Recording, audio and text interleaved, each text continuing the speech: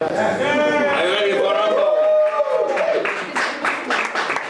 I'd like to introduce the star of the evening, Rabbi Mizrachi.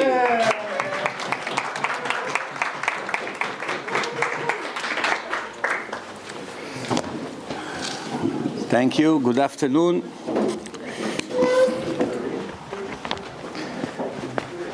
When I got here, I already forgot that I was here a year ago. No, I knew I was here a year ago, but I forgot why I got here a year ago. And the rabbi reminded me that it was all thanks to Reuven, to Richie, who used to come to my lectures in Queens. And then when he passed away, in a young age, then we made this, it was actually his first yortzeit here. And now it's a year later. And it looks like I was here a month ago. Just a reminder how quick life has gone by.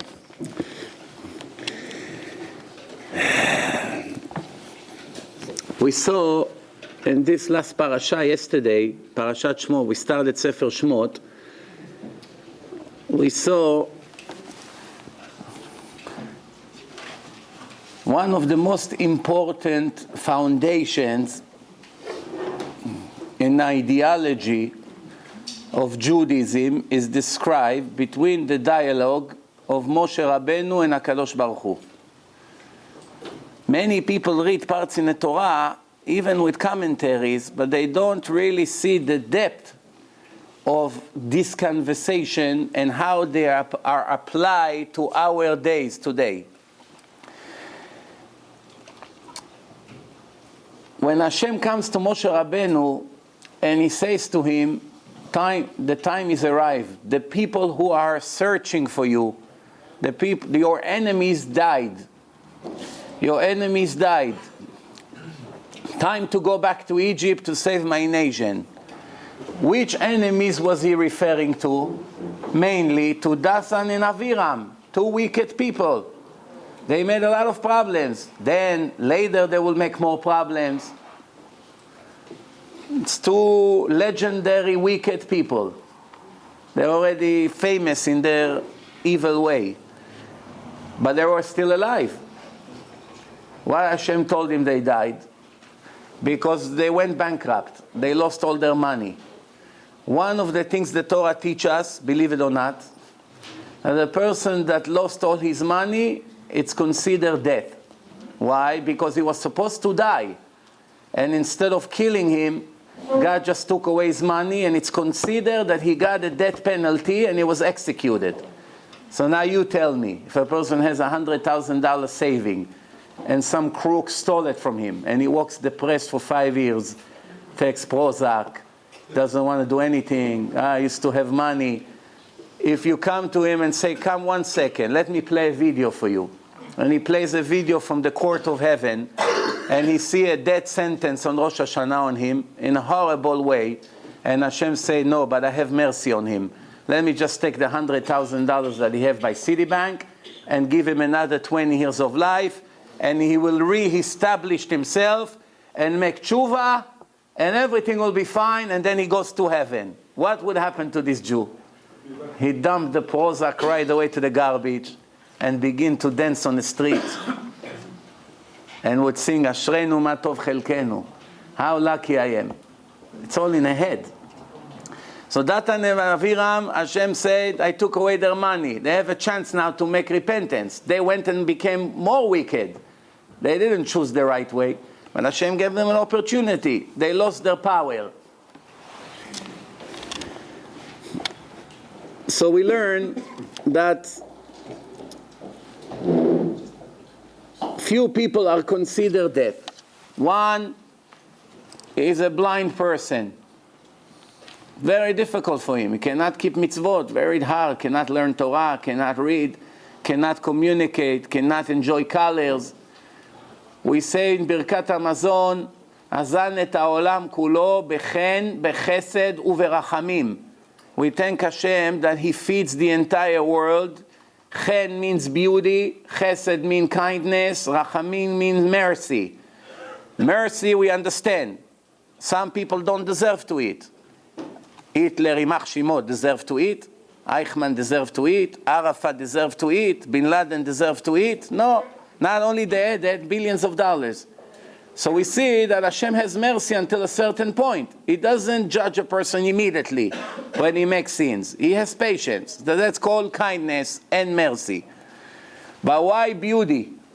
Ma ze chen? What chen has to do with food?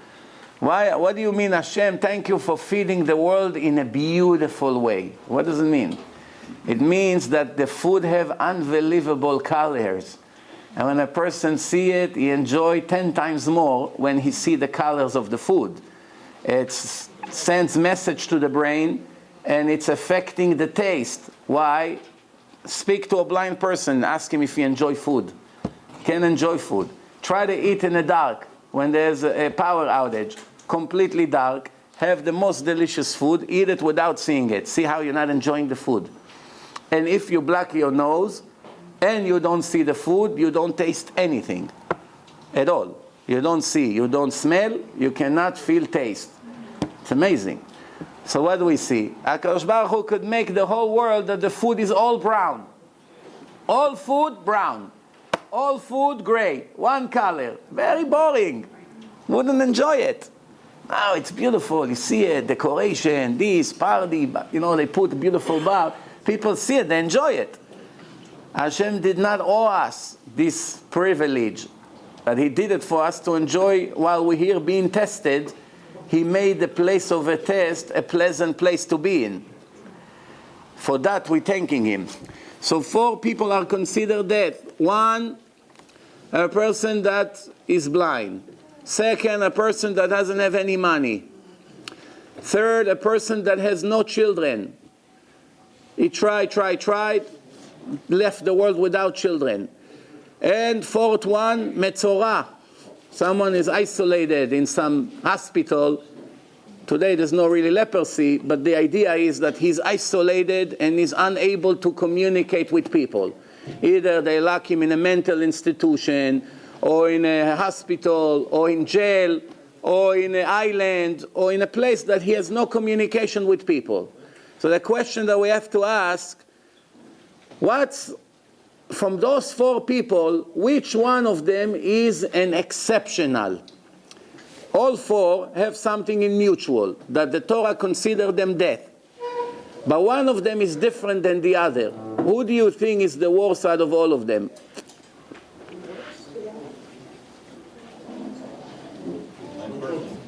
Huh? The isolated. The ones that is the worst out of everything is the one who is blind. Why? Because a person with leprosy one day can get cured and come out of there and go back to community. Person who has no children can still have children. Avraham Avinu didn't have children 99 years. Sarah didn't have children 90 years. Yocheved didn't have, they gave birth at age 130. She had kids, but 130 she still gave birth. If Hashem wants a miracle to happen, I just read an article 2 months ago, a 64 years old woman gave birth naturally. So there is always an exception to the rule, which means there is always a chance. So as long as you don't have children, doesn't mean it's too late. You maybe have in the next year, the next year. Eventually it can happen. Especially with the technology today. Even very old people can have children with the way they do it in a lab. So that increased the chance. But the blind person, if Hashem put him blind here, the chance that this person will go back to a normal situation, unfortunately, doesn't exist. Of course, if Hashem wants to make a miracle, He would do, but it's considered a nes galui. And we are not exactly Avraham Avinu, that Hashem will change the law of nature for us. Therefore, it's considered that he would live in the darkness for the rest of his life. Now, what's the difference? The difference is why these people are considered dead. So we think because they don't enjoy life. Blind person, very hard to enjoy life. Imagine walk all day in the darkness. There used to be Rabbi Avraham ibn Ezra, one of the biggest commentators on the Torah. And he is, by the way, a revolutionist. He's different than all the other commentaries. because all of them stuck to the words of Chazal, to the Midrashim, without moving. None of them dared to contradict Chazal. He was the only one that was completely independent. When he saw something that he thought that's the right way to interpret the pasuk, he went with his knowledge, even though it creates for him a lot of contradictions. Many were screaming against what he said. But he went with his truth 100% without fearing anyone. And he was a very, very big Baal Yirat Shamayim, was a very, very righteous person, very, very humble, and very poor, completely poor, didn't have what to eat hardly. He used to walk days hungry. And he had students, and he was a legendary Rav. And the student wanted to give money to the rabbi, right? But he refused to accept. He refused to accept. So one time they decided that they want to give him money in a very special way. They say, since our rabbi is so humble, he would never accept donation for himself, let's put a wallet on the street while he's walking, and then he will find the wallet, and he, you find it, Hashem sent it to you, you won't know it's from us, so we don't, he won't have to accept it. So they put the wallet, and one person was standing and he say, oh, the rabbi is coming. So they put the wallet on the street, they're all hiding, and they see that he walked with his eyes closed over the wallet. So they went, they picked up the wallet. The next day in the yeshiva, one of them asked him, Rabbi, we saw you yesterday walking on the street. They didn't tell him anything about the wallet. We saw you walking in the street with your eyes closed. What's the point here? Can you teach us what are you doing? There's something new that we don't know. So the rabbi said to them, I've been hungry for a few days already. And I asked Hashem, how long I'm going to have to walk like this hungry with my stomach bothering me? All I want is one piece of bread a day, that's all. Not asking for beautiful bagels, lax. Just a piece of bread a day to survive. That I can focus on my learning. Then I said, how dare I complain against what Hashem is giving me? So I decided, I'm not the worst. There are people who suffer more than me, a blind person. So today, I'm going to be blind to feel what a blind person feels. So all day I walk with my eyes closed, and I felt how lucky I am that only I'm hungry sometimes. How lucky I am. So the student told him, Rabbi, you better go and bury bodies in a cemetery. Like this, no Jew will die. You're not supposed to have parnasa. The only time we put money for you on the street, you decided that hour to be blind. What do you see? If Hashem doesn't want you to have money, nothing will help you. Even someone sends you the donation, the next day, you get a letter from the IRS. 5 years ago, you forgot $500 you short with a penalty, send $800. Finally, somebody sent me a check. Here's gone the check. And if you're supposed to make money, it comes from everywhere. Everywhere. So why those four are considered death? Not because they don't enjoy life. There are many other kinds of people who don't enjoy life. But they're not mentioned as dead people. The Torah considers them dead because they cannot benefit other people. They want to benefit someone, but they can't. The blind cannot see. The one who don't have children, his dream is that I have children to benefit them, to take care of them, but I can't. The one who is isolated, same story. Why? They don't have the mitzvah of chesed. Olam chesed ibaneh, the foundation of the world, the Torah says chesed, kindness.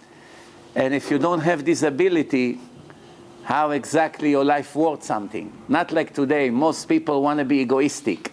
They have a chance to benefit others, but until they give them $1, the Mashiach will come 15 times before. And finally, if they give $1, for 3 days they don't sleep. What? I send $18 to some good cause, and it bothers me very much. Why? He's not used to it. He wants everything for himself. You know, it's very interesting. There's two worlds out there. There's religious world and a secular world in Israel. So in Israel, when you go to the religious world, all their food is knei dalach, krei palach. Lach means in Hebrew for you. And the secular, all their names is beastly. Everything li. It's time to change. Lach, it's better. People who thinks they came to the world to accept, they usually fail in their mission in life. People who understand that Hashem put me here to give, to do for others, they usually succeed. If I came with no expectation to receive, only to give, I have a chance to succeed. If I came with expectation to receive, no matter what I receive, it's never enough. I'm never satisfied, and I obviously does not fulfill my mission in life. So Hashem comes to Moshe Rabbeinu, and he said to him, I want you to go back to Mitzrayim. The people who are searching for you are dead.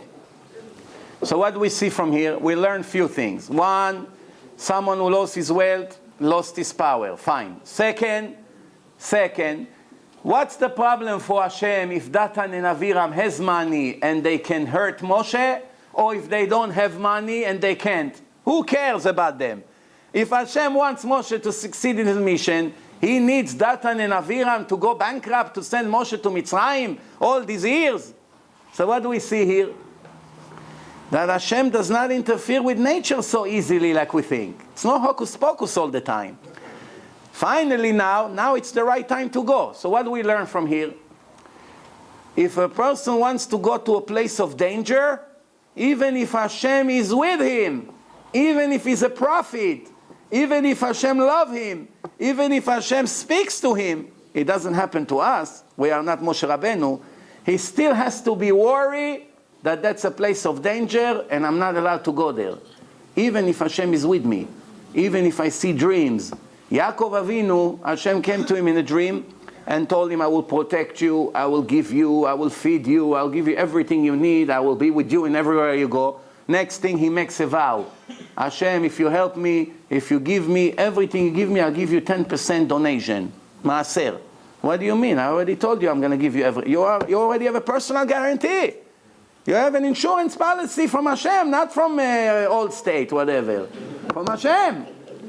You know? Hashem doesn't say adjuster to cheat you. Oh, that's not cover. The flood, oh, it came from the ceiling or it came from the ground. With all the stories. They'll find how to cheat you, don't worry. But Hashem gave you an insurance policy, don't have to check on him. Don't have to call the agent, excuse me, Rabbi, what does it mean, the policy of Hashem? Hashem gave it to you, you're good. So what's the problem? Hashem told Yaakov you're secure. Why? Yaakov knew with Hashem, you're not getting anything for free. You're not getting anything for free. You have to deserve it. And maybe I made a sin and caused me to lose the personal guarantee that Hashem gave me, because it's all conditional. If you follow my laws, I will do this and this and that for you. If you go against my laws, I will take care of you in a negative way. One way or the other, it's your free choice. Pachad Yaakov shegaram achet, the Torah says. Yaakov was afraid, maybe I lost my merit, my promise, it's not anymore standing. Maybe Hashem took it back from me. We that have many reasons to worry about, never worry. The real righteous people that probably never made a sin even one a year, they worry all the time. What did I do wrong this year? The people who make a lot of sins, they get used to the sins. When a person makes a sin, the Gemara say, second time becomes a habit. Na'asta lo ke'eter. It becomes allowed. The Gemara say, ke'eter kasal kadatach? Would you consider to say such thing that the second time it became allowed? Still not allowed, still a sin. So the Gemara say in his psychology, it's already no more fear. First time when a person make a sin, take a frum person. First time he had to be Mechalel Shabbos. First time. When the first time he was Mechalel Shabbos, his heart was burning. And he was all shaking. First time when he was Mechalel Shabbos, his hands was shaking. He sat on a bed for 45 minutes, tears on his eyes. Look what I became. Violating the eternal covenant with the creator of the world for some stupid thing. Look what I'm doing. What happened second time? What happened the second time? his hand is shaking a little less. Third time, fourth time, he's already thinking, what a mitzvah I'm doing. The fifth time when you come to him, he said, what's the problem? I went to some lecture and the rabbi told me that I'm a tzaddik. Yes. He told me there's no such thing wicked Jews. All Jews are righteous. Right? I don't know where they got it from. The Torah doesn't say it. The Torah always put the Jews in two different departments. The ones who follow Hashem and care about Him and grateful to Him, and the one who do everything they can to upset Him. We have to choose in which side we want to be. It's only in our hands, remember. I want to make something clear here. When we were born, anyone ask us if we want to be male or female? Nobody asked you. Hashem decided what you're going to be. Anyone ask me or you if you want to be handsome or ugly? Nobody asked. It's a decree. If you be tall or short, healthy life, not such healthy life, you be a strong physically or you be weak physically, nobody ask you. It's in your genes. Some people hardly eat anything, they gain a lot of weight. Some people eat non-stop, they look like the stick of the broom. You know, it's in the genes. There's nothing. Some people, they try not to lose their hair. Age 22, they bald. Some people do everything bad to their hair. Age 80, they still come, they're blorit like this. Why? Hashem wants you to have, you have. He doesn't want you. There's nothing you can do. Anybody ask you if you're going to need glasses or not? Kids age 4 or 5, before they even saw anything, already need glasses. Some people 80 years old, they still see 20/20. Some people go to the dentist 50 times by the time they get married. Some people already have grandchildren and they never visited by the dentist once. I know one like this. So what do you see? The health, besides getting a cold, everything is not in our hand. Everything. Just getting a cold, you go out without a coat, it's windy, it's freezing, you're not taking care of your health, yes, you can get cold. But other than that, there's so many things out there that it's not in our hand. Anyone ask us if we will have a wealthy life or not? Did you choose your parents? One person is born in a $20 million mansion, and one person is born in a $20 mansion. In the dreams, there are mansions for $20 in the pictures. But, you know, nobody asked him. One person, his parents are big rabbis. And one, his parents are big murderers. Nobody asked you who your parents going to be, a rabbi or a murderer. Hashem already decided where to put you. So what's in our hand? Only one thing. That's it. That's the purpose of life. Only one thing is in our hand, which means I can be righteous, I can be wicked, I can be half enough. This is only in my hand. There's no magnet who pulls me to the negative side or to the positive side. No one will do the job for me. Not my Rebbe, not my children, not my neighbors, not my anything. It's only me and my money. I can do and my money can do for me. Which means if I don't do enough mitzvot, Hashem gave me money, I can buy mitzvot.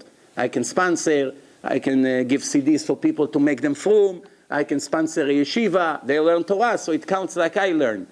If I use my money cleverly, then I multiply by thousands and thousands of times the amount of mitzvot that I do every year. But that's it. No one else will do the job for me. After I leave the world, I will be depending on the kindness of my sons to do something for me. Mishnayos, Kaddish, Yortzeit, etc. But other than that, what's in my hand right now, as long as I'm alive, every one of us, it's to be righteous or wicked. Everything that we are doing in our life is not important, except one thing. We go, we make money, we run, we fight, we try, we work an extra job, we go on vacations, we go to die. Everything looks very important, none of it is important. The most important thing that we have to do, that it's so important, we are hardly touching it. Who knows what it is? What's the most important thing now for a person that lives here? What is the most important goal that a person should put everything he has, his talent, his effort, his money, everything he can, just to get this? What is it? Who knows? Correction your midot. To be very good. As close as possible to my Creator. As close as possible to my source, to my root, to where I came from. The closer I am to Him, the more I'm fulfilling my mission in life. The further I'm going away from Him, the more I'm losing my life. And there will be a serious consequences after I would leave this physical world to the way I chose to live. If I live very close to Him, I'm going to benefit a huge reward for eternity. If I could care less of Him, and I only cared about my stomach and my bagels, then what would be? There will be a price to pay. Remember, we have to be very careful. The Mishnah says, Kol Israel yesh lahem chelek la'olam haba. Every Jew is born with a ticket, an entry for the life of eternity, the afterlife. I brought you here some DVDs of my latest film that I made. It's called Life After Death. Some of us are older here, some of us are younger. It applies to everyone. Young people don't think I have time. You don't know what's going to be next. But it applies to every person, even non-Jews. It applies to everyone. Why? It will teach you scientifically with no doubt that the real life will begin in the time of death. When the soul exits the body, that's where the real show will begin. Now, where are we going to go? What is the next station? Is 1,000,000,000% in our hand, in our mouth, in our eyes, in our ears, in ourself. 1,000,000,000% in my hand. Where will I go? And that's very interesting that the Creator of the world gave me such a power that I can put myself in a place that I'm going to benefit for eternity, or God forbid would lose a tremendous amount of pleasure that He promised me if I won't listen to Him. Let me give you an example. The Mishnah says, Kol Israel yesh lahem chelek la'olam haba. Every Jew has a share to the world to come. Shene'emar, as the Torah say, Ve'amech kulam tzadikim, la'olam yirshu haaretz, netzer matai, ma'aseh yadai litpaer. Every Jew is predicted to inherit a share to the world to come. This is the real land of God. And what does it say right after that? The second half of the Mishnah nobody knows, except those who learn in yeshiva. They know. Those who learn Masechet Sanhedrin a few times, they know it. The rest of the people, they only know the first half of the Mishnah. Why? Because it's in the davening of Shabbos. Kol Yisrael yesh lahem chelek la'olam haba, shene'emar ve'amech kol hatzir. How do we know it? We know it from the davening. Or people who learn Pirkei Avos, the Mishnayot, they push this part in the beginning, so they also know it. But they only know the positive part of the Mishnah. Why? This Mishnah has a negative side. So why it's not in a davening? What do you expect? That we come to Hashem and mention the negative about us in the middle of the prayer? We don't want to mention the negative. We want to mention the positive. Because we're coming to ask for something. So what's the other part of the Mishnah? And those are the ones who has no share to the world to come. Which means they had it, but they lost it, God forbid. And there's a list. There's a list of sins, and there's a list of people. It could be you, it could be me, it could be other people that we know, that doing one or two things that can, God forbid, make us a tremendous loss. For instance, a person that says, I don't believe in the oral Torah. I don't believe in the oral Torah. I think the rabbis add salt and pepper to it. It's not what Hashem said in Har Sinai. Like the Karaites, the Karaites, they only believe in the written Torah. Somebody like that, the Mishnah say, he can dream about a share to the world to come. Why? It's going head to head against Hashem. Hashem gave something. He said, I don't believe in it. You have a serious problem. You have doubts, come and learn. Nobody told you not to learn. Come and learn, ask millions of questions. No problem, we'll answer your question. But you just declare it and get rid of it. It's not for me. I don't believe in it. It's not going to change reality. You live in the darkness. You can get a flashlight which will show you the way. You refuse. You pay the price. No problem. That's up to you 100%. Or someone say, Moshe Rabbeinu added to the Torah even one verse or one word. Or someone who say, I don't believe in a resurrection of the dead. You really believe that dead bodies after 2,000-3,000 years they're in a grave? King David will shake the dust from his body and rise back to life, and Moshe and Aaron and my grandparents? You really believe this nonsense? Rabbi, come on. We are civilized people. I just finished Harvard Law School. You cannot tell me this nonsense. But these people, which are very foolish, but they think they're genius, but they're very foolish, they forget one thing. That when Hashem wants, a person comes from a drop of water.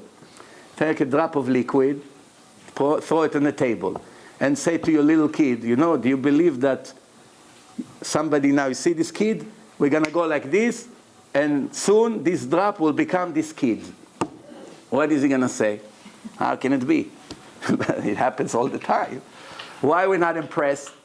We got used to this miracle. It's not impressing us anymore. Why over here we will be impressed? Because we never saw a body rise from the grave. But the body is 80% ready. The skeleton is ready. All you have to do is put ligaments and some flesh, and a person is back to life. But half of him is ready. This is a drop. Nothing is ready. From a drop is a bigger miracle. But the drop is not fascinating, because we saw it millions of times. Rain. Anyone is impressed from a rain? You know what a miracle a rain is? A rain. You have no idea how many things get together that the rain will be exactly where Hashem wants it. Exactly. So we are not impressed. Why we're not impressed? Because we see it every week, especially here in New York. But one time it will be green rain. Green rain or red rain. What will happen in the world? Everyone will hide under their beds for a week. Why? Maybe the Mashiach arrived. Maybe Ahmadinejad shot a bomb. No one would know what really happened. Maybe an asteroid from another galaxy came and hit Earth. What's all this rain? All this red on the streets? People will go crazy. Stock market would crash. There will be a revolution here. Why? One time will be rain with color. Why? There's any difference in a miracle? No. But this is something we are not used to. So we will appreciate the miracle. But a person never learned about his own body that he has 1 billion miracles in his body every day. Billion, not million. More than 1 billion miracles every day to survive 24 hours. And everything is perfectly timing, perfect timing. 1/10 of a second change in one of the system, the entire body will collapse. When a baby comes to the world, there is 1/10 of a second that all the holes that were open inside his mother womb are closing, and all the closing holes are opening up. It will be a second later, or a second earlier, the person will die before he's born. Nobody think how this miracle happened constantly billions of times. From the creation of the world until now, is it coincidence? Or it cannot be. Matter of 1/10 of a second. And the biggest one is, if you look at the space, space is endless. Endless. There's no end to space. It can travel millions of years of light. Who knows to what galaxy you'll arrive? It's billions and trillions of galaxies. We'll never know the size and the strength of the entire creation. And this tiny Earth that we live in, which is a very small star, compared to space, it's like a dime in the middle of the ocean. That's really more or less for us to understand, right? If I throw a dime in the middle of the ocean and it goes all the way to the bottom, you know, from the top of the ocean to the bottom of it, it's all the way from here to Manhattan. That's what they found so far. It's much, much deeper, but the pressure is tremendous. So it's 8 miles, almost from here to Manhattan.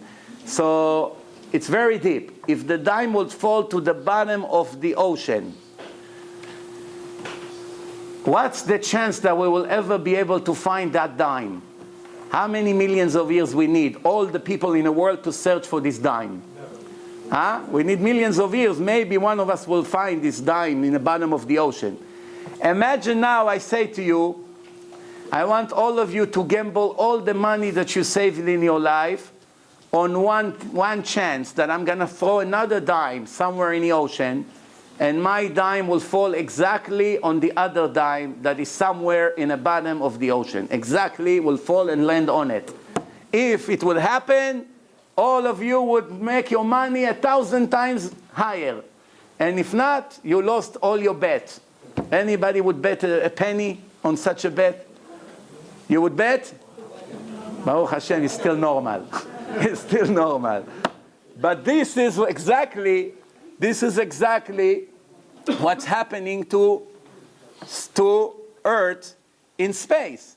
The only place where our stars could have been, it's only where it is. If you move it 1% left, right, up, down, we would freeze to death or we will burn in a second, because the Earth can be only where it is in relationship to the sun.